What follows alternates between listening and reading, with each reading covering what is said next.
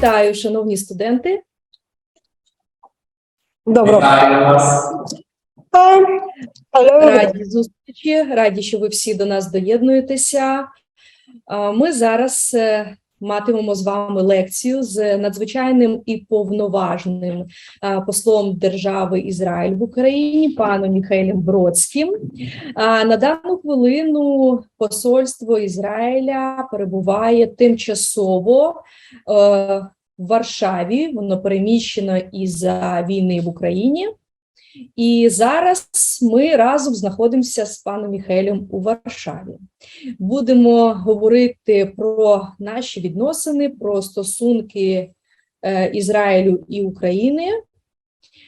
В двох словах скажу вам, що сьогодні для кожного з нас непростий час, немає світла, і наша дистанційна велика аудиторія на Печерську в Києві, в університеті, зараз теж без світла. Але тим не менш це не заважає нам працювати, вчитися, і освітній фронт працює в звичайному режимі. Діти з усіх куточків України, студенти кафедри міжнародних відносин доєдналися до нашої зустрічі. Я рада вам, шановні міжнародники, шановні майбутні дипломати. Тепер в двох словах про нашого пана посла і нашу зустріч. У листопаді 2020 року Міхаеля Бродського було призначено послом Ізраїля в Україні, і вже у серпні 2021 року пан Міхаель приїхав в Україну і почав свою дипломатичну місію. Міхаель Бродський займає посаду директора зв'язків з громадськістю свого часу в Ізраїлі, потім працює в Лондоні, працює послом в Казахстані, в Росії. Людина, яка дуже довгий час перебуває в різних дипломатичних відрядженнях і має колосальний досвід для того, щоб поділитися ним з вами. Для мене сьогодні велика честь працювати разом, бути з вами в одній аудиторії, пан Посол, і разом в аудиторії, не дивлячись на те, що вона онлайн, з нашими майбутніми дипломатами. Передаю вам слово. Дуже дякую і добрий день. Дуже радий вас бачити. Ми будемо спілкуватися англійською, тому що українською для мене ще трошки важко. So we'll switch to English with your permission. And once again, very happy to see all of you. I'll start with a few introductory words, and then we'll switch to your questions, because I believe that it's more important to hear your questions and to find out what are you interested in, rather than me lecturing you or speaking about something that you're probably less interested in. As Inna has said, I've been the ambassador of Israel in Ukraine slightly more than a year. I started my position in August last year, but 8 months out of this year, we've been experiencing this war in Ukraine, and unfortunately, I'm not permanently present in Ukraine. We are traveling for each time for a limited period of time and spending as much time as we can in Ukraine, but unfortunately our security doesn't allow us to stay permanently in Kiev, and that's why now we are here in Warsaw. I'll be happy to answer different questions, so please don't be shy. You can raise any questions you want, you can ask whatever you want. But I'll start with a few words about where Israel stands with regards to the ongoing war in Ukraine. This is the most important and the most relevant questions these days. From the very beginning of the war, Israel has supported Ukraine. We were among the initiators of the decisions of the United Nations that denounced the Russian aggression, and we have unequivocally opposed the Russian aggression and the war in Ukraine. And we are definitely on the Ukrainian side with all the other Western countries. From the very beginning of war, Israel has provided essential humanitarian assistance to Ukraine. And I'll give you just a few examples. We were the only country that deployed a field hospital in Ukraine, not far from Lviv. The field hospital that provided medical assistance to more than 6,000 people, mainly locals and refugees in that area. We have received Ukrainian soldiers for treatment in Israel, including rehabilitation. We have received children with oncological diseases from different Ukrainian hospitals, including Ochmadet in Kiev. And in addition, Israel has shipped hundreds of tons of medicine, instant meals, fresh water, generators, medical equipment, and so on. And I can continue for long talking about the humanitarian aid that Israel has provided to Ukraine. Having said that, there is lots of discussion about weapon. If Israel is providing weapon, is not providing weapon to Ukraine. My answer to this question, I'm pretty sure that you would ask these questions, so I'll answer these questions in advance. I'm pretty sure that these issues shouldn't be discussed publicly. I believe that these issues should be discussed through special channels by professionals and shouldn't be communicated through media or any public channels. The nature of security cooperation is such that the less you speak about it, the more you can achieve. And that's my message to the Ukrainian authorities. And I'm not going to elaborate on this issue because I'm not allowed to talk about it. And probably there are things that we don't know and I don't know. And I confess that I don't know everything about a possible security cooperation. But my message on this issue is very clear. We should talk less and probably do more on this issue. What else can I say? This war, this brutal aggression by the Russians against Ukraine is actually has very serious impact not only on Ukraine or on the post-Soviet area or on Europe. It has very serious impact on the whole world, including our region, including the Middle East, including Israel. And I'm not talking only about the economic implications of this war. I'm not talking only about the prices of food or energy. I'm talking about the human component. As you know, in Israel, we have more than 500,000 people who came from Ukraine over the 90s and later on. And all in all, we have more than 1 million people who speak either Russian or Ukrainian, who came from the former Soviet Union or from the republics that were formerly part of the Soviet Union. So this war is not something that is far away from us. From the personal perspective and from the human perspective, is this something that has direct implications on Israel. And indeed, in Israel, we pay lots of attention to what is going on now in Ukraine, and many people are following this, and many people are emotionally involved in what is going on. Many people in Israel have relatives, many people have friends in Ukraine, and we know the Ukrainian people are suffering now. And when I'm talking about the humanitarian assistance, I'm not only talking about the assistance that is being provided by the state. I'm also talking about the assistance that is being provided by the civil society, by different groups of people, by individuals who have connections with Ukraine, as I said, who have friends, who have relatives in Ukraine, and they are very worried. They're very involved emotionally in what is going on now in Ukraine. And I can promise that as long as the war goes on, Israel will stand on the Ukrainian side, will keep providing humanitarian assistance, and will do whatever we can within the clear limitations that we have, and we'll probably talk about it later on, but we will keep sending assistance to Ukraine. But all of us hope that this war will end the sooner the better. I think I'll stop now, and I'd rather take your questions and answer your questions. And please don't be shy, as I said. Please raise any questions that you want. You can touch upon any issue. No limits from this perspective, and please go on. Щиро дякую пану послу за змістовну таку цікаву розповідь.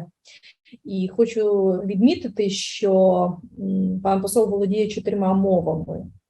Також це іврит, так. Це українська, російська мова і англійська, якою ви тільки що отримали. І ще німецька. І ще німецька, бачите. Тому 5 мов, які знає пан посол, вам є до чого прагнути. Я хочу передати слово своєму асистенту, пані Оксані, яка сьогодні працює у Києві в університеті разом зі студентами. І я знаю, що студенти підготували запитання до пана посла. Передаю вам слово, пані Оксана. Hello, everybody. Thank you very much. Thank you, Mr. Ambassador, for your speech. Actually, it was rather vivid and coupled with the end and covering some issues of Israeli-Ukrainian relations. So yes, we do have too many students right now. We do have students that do study international relations, ranging from the first year of study up to the 5th year study. We do the master's degree program over here. In spite of those electricity cuts, we do have some students who have found it for a possibility to join the internet, this Zoom conference, and they do follow your speech over there. And yes, our students are looking for the information concerning the Israeli-Ukrainian relations, and they do have their own questions. So for right now, I would like just to ask and to welcome, to give the very floor to Mursukayeva Ksenia, the fourth year of study student. So over here, she has her questions. Dear Mr. Ambassador, in 2015, you were first appointed to the position of Ambassador to the State of Israel. It is noted that you become the first attorney to receive such a position. Are there central difficulties or conditions for the citizens who have returned to their historical homeland to make a diplomatic career of Israel? Thank you. Okay, представтесь, будь ласка, students, please, what is your name and your country?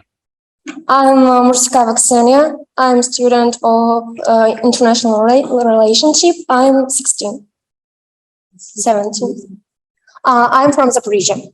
Okay, thank you, Ksenia. And by the way, my father was born in Zaporizhia, so we have something in common. Thank you for your question. In fact, I was the first ambassador, professional ambassador was appointed to this position from those who came to Israel in the 90s. And, you know, Israel is a country which receives Jews and people with Jewish background, Jewish origin, through the whole history of the country. This is a part of our ideology. We are a country that provides shelter, that provides a new home for all the Jews or those who are eligible to come to Israel according to the law of return for almost 80 years since Israel was established. And it's quite common that people who weren't born in Israel become very prominent, become either politicians or diplomats or military top security officers and so on. It's quite common because still the majority of population of Israel countries. So many people came to Israel from other countries, from different parts of the world, from Europe, from the United States, from North Africa, from Asia, from everywhere, you name it. So it's quite common and it's quite normal that a person who wasn't born in Israel becomes or gets to serve on a senior position, including the ambassadorial position. And in fact, we have many ambassadors. I'm definitely not the only one who weren't born in Israel. And still, it's quite normal, it's quite common, because Israel is a country that provides equal opportunities for everyone. regardless if the person was born in Israel or came to Israel later on. And I personally came to Israel when I was 18 years old.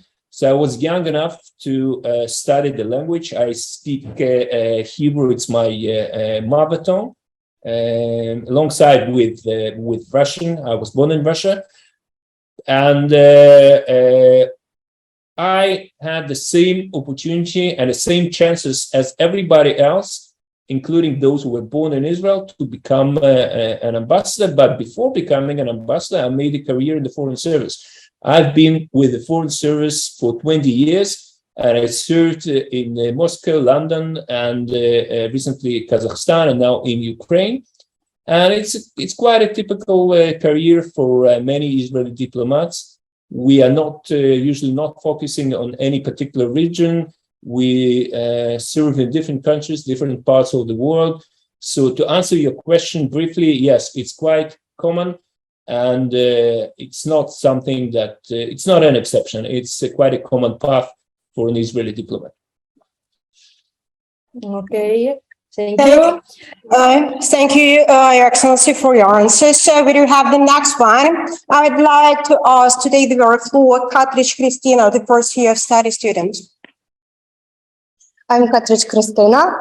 I'm from Ivano-Frankivsk. My question is, Your Excellency, in your interview in Newsroom in 2016, you noted that for the people who surround the ambassador abroad, the ambassador is Israel. Everything he says, everything he writes, everything he does publicly, Israel does. It will be inappropriate, unprofessional, senseless, and wrong to advise your personal opinion on any issue. Have you ever had such cases when it was difficult for you to stay within the professional framework? Thank you. Well, thank you very much. Very interesting and not an easy question. First of all, I fully stand behind what I said. I don't think that anyone should be interested in my personal opinion. That's why professional diplomats put their personal opinion aside, and first and foremost, they have to remember that they represent the country and they represent the government. And their personal opinion, they can keep it to themselves, they can keep it to their relatives, they can share it with their family, but that's it. And as I said, it's totally unprofessional to start promoting your personal opinion while serving as a representative of your country. To tell you that it's an easy thing, no, it's not an easy thing. And sometimes it's very tempting to become emotional, to become personally involved in what is going on. It's natural for everyone. We are all human beings. It's only natural that we would become personally, emotionally involved in what is going on in your country or in the country where you've been sent to. And now is exactly an example of a situation that you really cannot stay indifferent to what is going on. Now a brutal war is going on in Ukraine, and no one can stay indifferent to what is going on, including myself. And you should find sometimes it is a compromise, but it is a compromise between your duties as an ambassador, as a civil servant, as a representative of your country, and your obligations and your moral principles and your position as a human being. And this is exactly where professionalism is needed, to find this compromise and to find the words and to find the right way to convey your messages without putting too much pressure on yourself, without jeopardizing either your moral principles or your duties as an ambassador. It's not easy. Everyone finds his own way to do it. I hope I managed to find my own way to do it.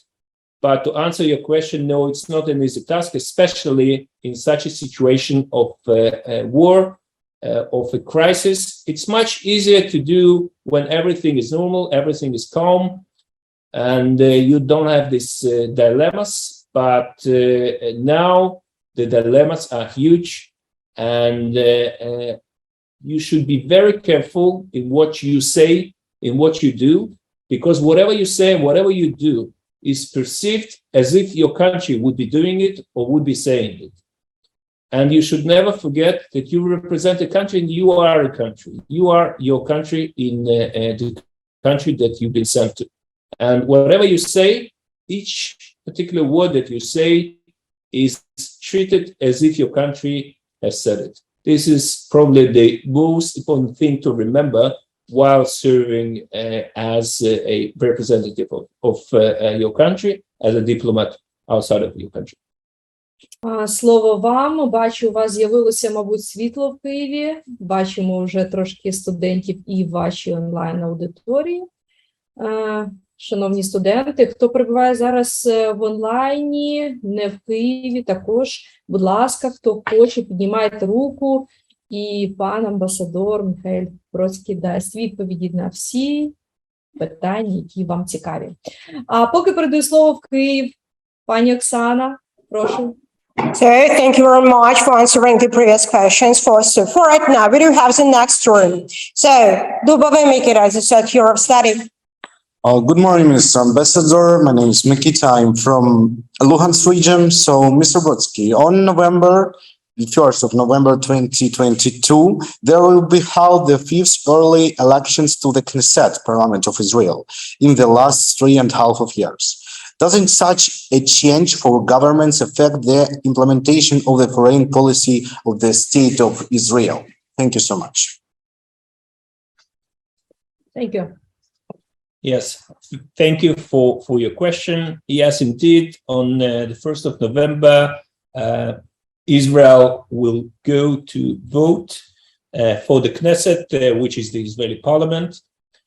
And obviously, no one can predict the results of the elections. And let's wait and see which government will we have following the elections.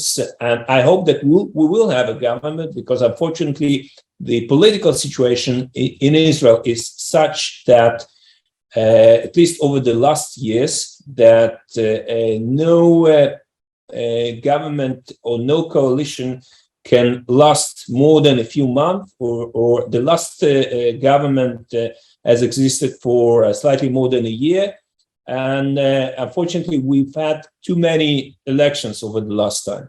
So it's a big problem for us, because it's quite difficult to formulate a policy when you have the elections each half a year or each year. This is not a normal situation. So it remains to be seen if we'll have a stable government following these elections. But having said that, I believe that whatever government will be established, the policy towards Ukraine and the war in Ukraine will not change dramatically, because every government in Israel will first and foremost think of the Israeli interests, of the security of the Israeli people and the security of the Israeli soldiers, and also will assist Ukraine. We'll keep providing assistance to Ukraine, but as I said, within the red lines that Israel has.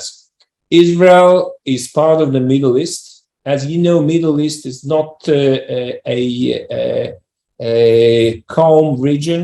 It's a very dangerous region, and Israel has always existed and always coped with a permanent threat of war, of terror. And Israel is alone fighting for its existence, is alone fighting for its independence. And as long as this situation continues, it will think first and foremost of its own security interests. But having said that, as I said, we will keep providing assistance to Ukraine. So from this perspective, I don't think that any major changes will happen following the elections. All right, thank you, Mr. Ambassador. So we do have one more student over there, the first year of study. So I may state the fact that the first year of study are rather, active. So they're willing to find any piece of the knowledge they may get over there. So I would like to take the floor to Sivak Danila, the first year of study student. Good afternoon, Mr. Ambassador. Israel is a country that raises many questions. The territory on which independent Israel was formed was desert. It is a secret of Such success. success of the Israel state. Thank you so much. Okay, thank you, Даніла. Не хвилюйся так, все нормально, він студент першого курсу, ще трохи переживає, але дякую за запитання. Дякую, thank you. Yes, indeed, Israel is situated in a very difficult environment, in a very difficult neighborhood, and apart from having very problematic neighbors, we are also situated in a very problematic part of the world in terms of the natural resources, in terms of the climate. A big part of the Israeli territory is desert, and it wasn't easy to create a country that eventually became one of the leading countries in the world with a developed economy, developed technological sector. I don't think there is one recipe or one suggestions that I would give to any other country how to become successful. But I'll try to provide you a few explanations why Israel achieved what it has achieved. And one of the explanations is that we simply had no choice.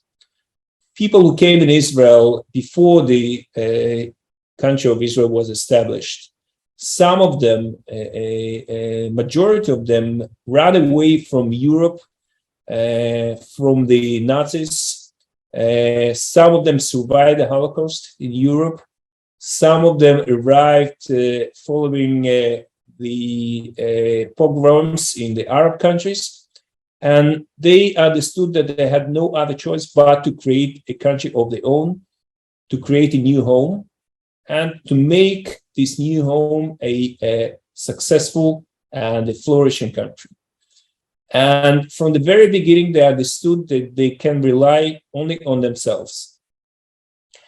And as I said, we have no, or at least had no natural resources. So we had rely on the human capital, on our brains. And this is the reason why Israel has achieved very serious success in the technological area, because we simply have nothing to rely on. We didn't have any oil, we didn't have any gas, we didn't have anything like this. So the only resource that we had was human brains, was the human capital, and we had to explore and to do the most of it, to make the most of it in order to achieve economic success. We had to defend ourselves by ourselves. That's why we developed a very prominent military, very prominent army, and the security technologies. Because simply otherwise we wouldn't survive. And we simply had no choice but to succeed in what we were doing. There are obviously other explanations, and sometimes I'm being asked by the Ukrainian media, what would you suggest to Ukraine in current situation? How would you suggest Ukraine cope with the situation? How would you make Ukraine successful using the Israeli experience? And usually what I say three things. First thing, to rely on yourself.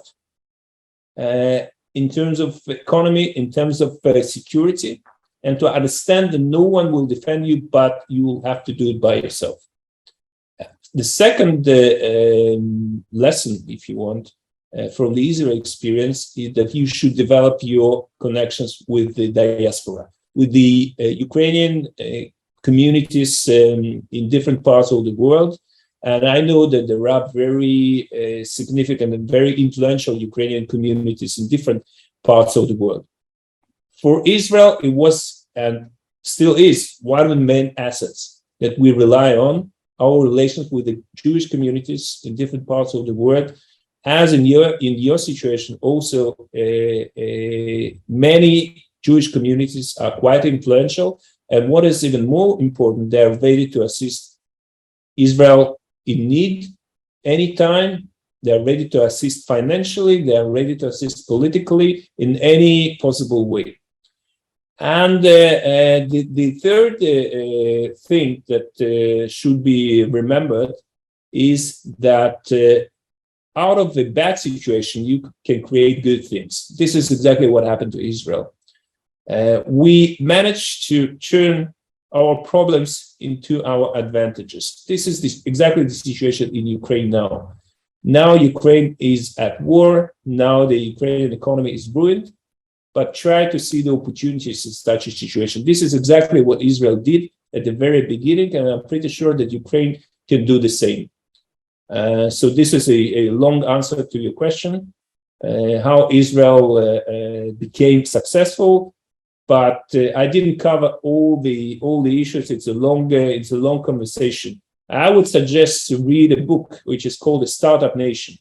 It was published about, I think, 15 years ago, and it talks about the way that Israel made to achieve technological success. How Israel did it. So, I don't think this experience can be fully implemented in Ukraine, because there are many differences between our countries. But some lessons can be learned for Ukraine as well. And I would suggest to all of you to read this book and other books that talk about the Israeli achievements and how Israel managed, despite the constant security threat, despite the constant threat of terror, to achieve prosperity and to achieve some technological and economical results that are a good example for many other countries. Дякую, пане Міхаеле.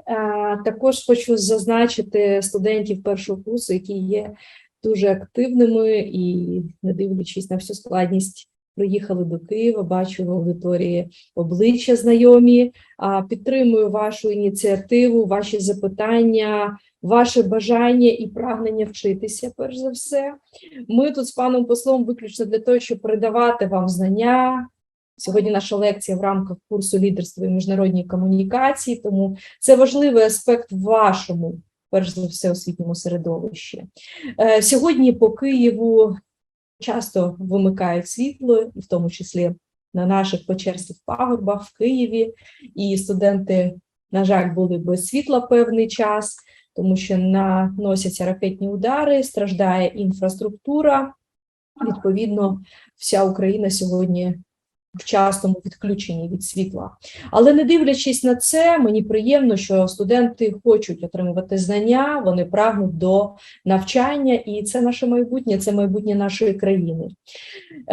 Пані Оксана, чи є в нас запитання ще в аудиторії? І якщо можна, все ж таки, щоб і студенти, які перебувають зараз в куточках України, я їх бачу тут на екранах, також долучилися і задали запитання пану Міхаелю, нашому пану послу.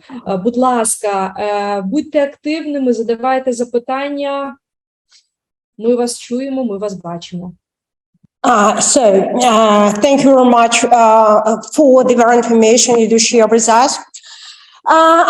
Yes, we do have some joins to some students actually to join Zoom conference with us. Right now, we do not have the very information as they're going to give the very question, but we do have the very students who do have something to address to Mr. Ambassador. So we do know that for more than 70 years, the Israeli state became the home of Jews. it seemed that up to the Second World War, Poland was the most Jewish state in the world over there. So before the state of Israel was founded over there. But we do know that there are too many Jews living on the territory of Ukraine. We do have cultural centers, and we do know that the Israeli cultural center is located just near our university, the next building after our university. The very embassy of the Israeli state to Ukraine is as well located just in very proximity to our university. We do have some cities that have always been considered to be quite Jewish, with too many Jewish people living there. And for right now, we do have our student from Berdichev, and he's sending his greetings from the very Jewish city, Berdichev. So I would like to take the floor, to give the very floor to Zelinsky Alexander. Good afternoon, dear Mr. Ambassador. My name is Alexander, and I'm from the town of Berdichev in Zhytomyr region. As you know, Berdichev is a well-known town to most of the Jews around the world. Berdichev is sometimes called Volinsky Jerusalem. Everybody knows that Saint Tzaddik Levi Yitzchak is buried here. His grave is a saint place of pilgrimage of the Jews from all over the world. We also honor the memory of the Jews killed in the Second World War. Our town has long-lasting stays with the Jewish community. Thanks to Israel's support, a new built synagogue in Berdichev and Yeshiva is organized in it. A Jewish museum has been opened in our town too. In our town theater, numerous plays about national Jews' life have been recently staged. Among them, there are some plays based on Shalom Aleicham's works, a famous writer who worked for a long time in our town. All in all, Berdichevites are extremely proud of the Jewish history. We are always open to cooperation. We greatly appreciate your support, and we are very successful for that. Well, thank you very much. It wasn't a question, but I'd like to comment on it. The Ukrainian people and the Jewish people have a very rich and a very long history of living together, of communicating, of living side by side. Many of very prominent Israelis and Jewish leaders were either born in Ukraine or grew up in Ukraine. I'll just give you a few examples: Golda Meir, or Zev Jabotinsky, or you mentioned Shalom Aleichem, and others. Our connection with Ukraine is very, very strong. And many people in Israel have personal connection in Ukraine. I just mentioned that my father was born in Zaporozhye, but my grandmother was born in Vinnytsia, and many, many Israelis, including those who were born in Israel, but they have some roots in Ukraine. Part of their families come from Ukraine. So it's definitely not a strange country for us. That's why the relationship between Israel and Ukraine are so personal and so close. And I'm sure that following the war, when the war will end, we'll continue developing our relations, and they will remain as strong as they were before the war, and probably even stronger. Thank you. Пані Оксана, є в нас ще запитання? No, unfortunately, for right now, we do not have this connection. So I do think that students may follow our video Zoom conference, in this case, the video contents, but the very sound connection is bad. That is why. Because for right now, it happens for sometimes that the sound of the picture interrupts a little bit over there. They do support Ukraine, and we are rather grateful for this situation over there. So we do feel this support. I do know for many of my friends, so back in the sphere of medicine, I was talking about Ahmadiyya. I do know that in March, for too many Ukrainian children that suffered from cancer, yes, were taken and they were delivered to Israel for them to undergo the very treatment. I do know too many international organizations with the support of the Israeli state to provide humanitarian aid. Yes, and we are rather grateful for that aid you do provide to our soldiers, to our men that are still fighting at the battlefield over there. It's a huge support, and thank you very much for these actions or something like that. So thank you, Mr. Ambassador. So on behalf of Ukraine, on behalf of our students, we do express our gratitude to the Israeli state over there. Well, thank you, and I believe it's our duty to provide assistance to Ukraine in such a difficult time. And as I said, we will continue providing assistance even more than we have had provided until now. And Israel will continue standing on Ukraine's side. Thank you, Mr. Ambassador. It is a very interesting lecture. Thank you, students. Thank you, Oksana. For today is very good day. It is very good lecture. Thank you. And дякую вам, шановні студенти, за нашу з вами зустріч. Я хочу наголосити, що це лекція в рамках лідерства і міжнародні комунікації. Мені приємно, що у нас сьогодні була велика аудиторія, ми мали майже 50 студентів, те, що я бачу на екрані, і це мене, звичайно, радує те, що ви отримуєте знання, не дивлячись на всі складні часи, які ми з вами переживаємо разом. До зустрічі, наступної лекції і гарного всім продовження дня. Дякую, пане Амбасадор. Дякую і бажаю вам багато успіху.